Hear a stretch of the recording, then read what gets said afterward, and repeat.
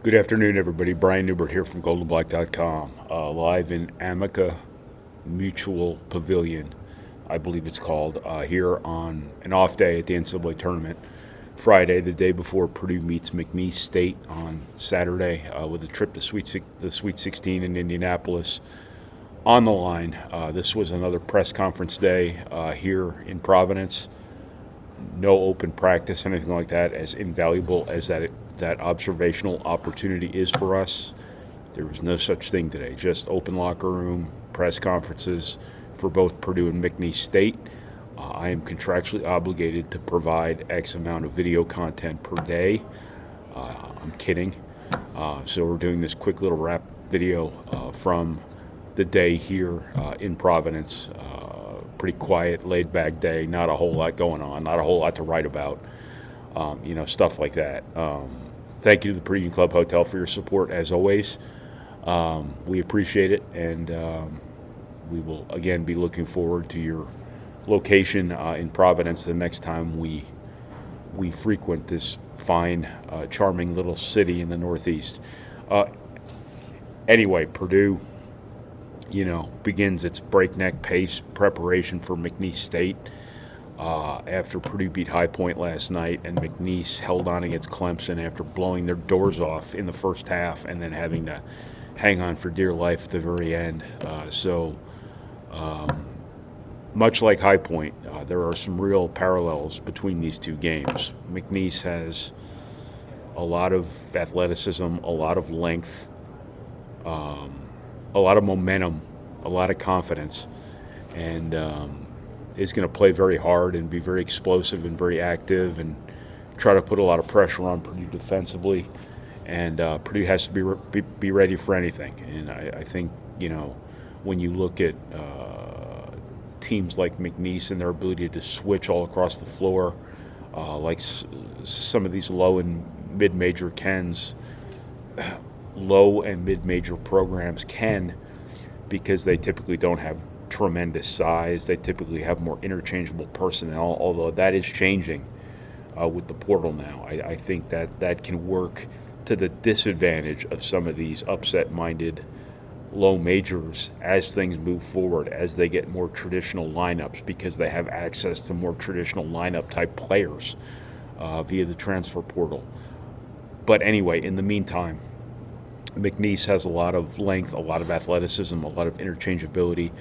They're going to switch like their hair's on fire, and they just mixed in this 2-3 zone yesterday. I can confirm that was the first time this season that they played that zone. I went back and watched all their clips of zone defense this year, and they were all played against Clemson.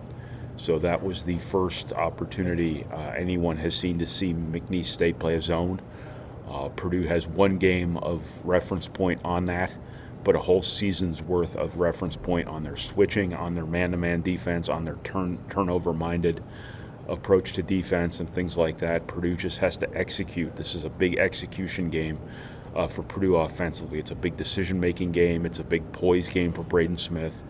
It's a big execution game for Trey Kaufman getting the ball in and out of the post, things like that, and inevitably a game in which Purdue's going to have to make shots, such as the nature of getting people caught in switches and playing against zones. I think that, Purdue's effort rebounding the basketball against High Point as opposed to rebounding the water cooler, I guess. Purdue's effort on the offensive glass was unbelievable against High Point. Keep it up. Keep doing what you're doing. I think what you saw against High Point was Purdue hitting all the right points against High Point that they needed to hit in order to really, really build a foundation that you can build an NCAA tournament run on. They found their way defensively. They sustained it for 40 minutes. Now the challenge becomes sustaining it over 80 minutes, 120 minutes, 160 minutes. And if you get to a point where it gets past 160 minutes, then you're playing with house money. You've already won big. It's parade time. But that's kind of a long way away. Purdue played its best defensive game, in my opinion, since January against High Point. The urgency you needed to see 6 weeks ago that Purdue couldn't recapture, it found. The energy it has needed to recapture, it found against High Point. And better late than never, right? This is the part of the season where you lose and your season's over. So if there's ever something else that can come out, that desperation, that the zero-sum nature of this event can bring out of you, those were the two things Purdue needed to have extracted from its being: energy and detail-orientedness. From a defensive perspective, those were two absolute musts. Purdue could have gone home very, very early in this event had those things not surfaced. And now it's about doing it again. If Purdue does those two things again tomorrow against McNeese, it is going home. But that home is Indianapolis to play in the Sweet 16, most likely. Never say never, but I'm looking at a McNeese State team here who sucker punched the hell out of Clemson with a defense that hadn't played all season long, and a Clemson team that was probably a bit overrated and a bit inflated by a bad ACC. They beat them handily in the first half despite going 4 of 19 from 3 and missing half their free throws on pretty high volume. So McNeese deserves tremendous credit for the upset it pulled yesterday, but it was a weird game they won over Clemson. It seemed like a highly circumstantial game, and Purdue is not going to have an easy time of this by any stretch of the imagination. But I think Purdue got a decent draw in this location here, getting High Point and then ending up with McNeese State, two good teams that have to be taken seriously, but teams that you should have real advantages against and should be able to navigate. But Purdue's got to maintain the stuff that we just talked about, the defensive energy, the defensive attention to detail. It was a really, really, I think, smart thing by Matt Painter and his staff this week. I think I might have even wrote about this in a suggestive manner prior to them actually doing it. I'm only mentioning that because I think that's true. And if anybody can confirm that, please let me know.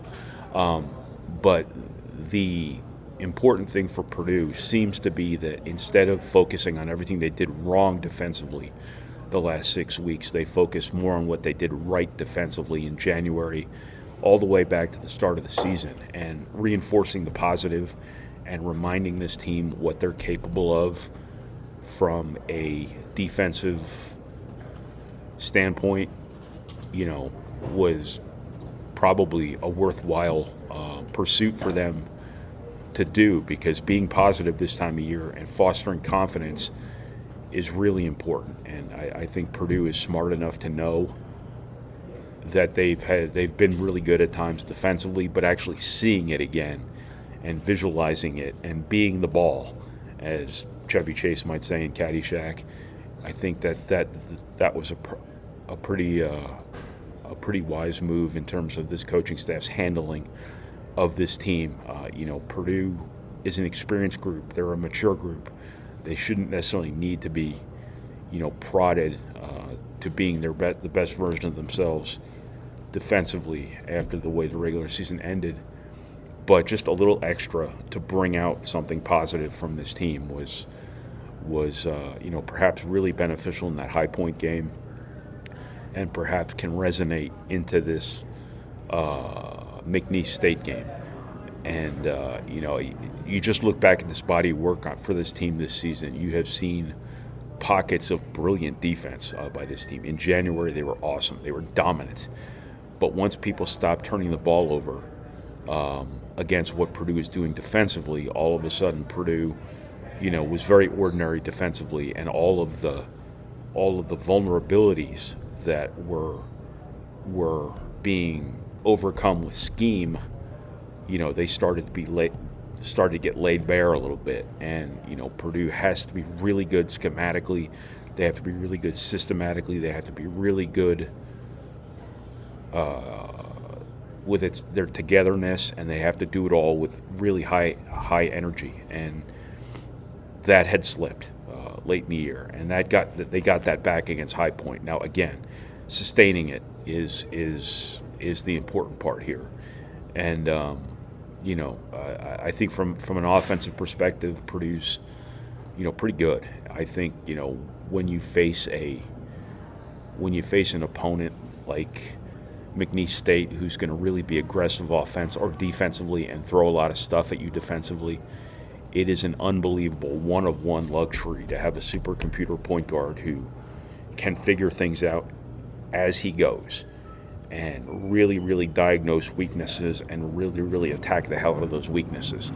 And I think there's no way around this having to be a really big Braden Smith game, in addition to a really big Trey Kaufman-Wren game, like they all almost have to be. But more importantly, as importantly, when he's out of the game, Purdue's surviving those minutes.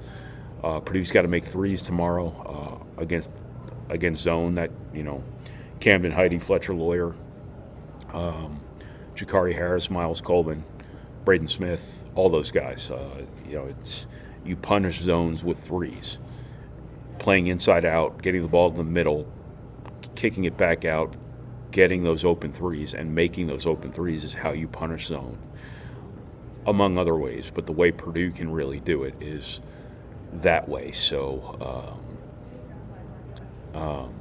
I think Purdue I think Purdue stacks up okay here. I mean, I can't claim to be the McNeese State expert of all McNeese State experts, but they are entertaining, that's for sure. And I think it is.